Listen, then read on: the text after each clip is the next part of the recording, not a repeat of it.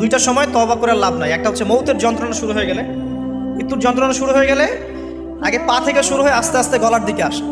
হাদিসে যেমনটা এসেছে, সূরা ওয়াকিয়ার মধ্যেও আছে যে পায়ের দিক থেকে যন্ত্রণা শুরু হয়ে আস্তে আস্তে আস্তে আস্তে এই গলার দিকে আসে, এবং আত্মাটা গলার এখানে যখন চলে আসে, এখান থেকে মালাকুল মউত আত্মাটাকে নিয়ে চলে যায় এবং চোখ দিয়ে তাকিয়ে থাকে মানুষ।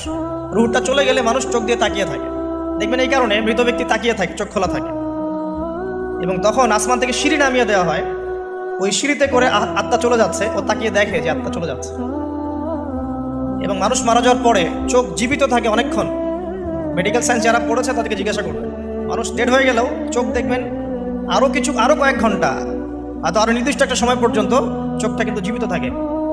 এই জন্যে চোখ বন্ধ করে দিতে হয়। যাই হোক, যেটা বলছিলাম যে মৌতের যন্ত্রণা শুরু হয়ে গেলে তওবা করে লাভ নাই, তওবার দরজা বন্ধ।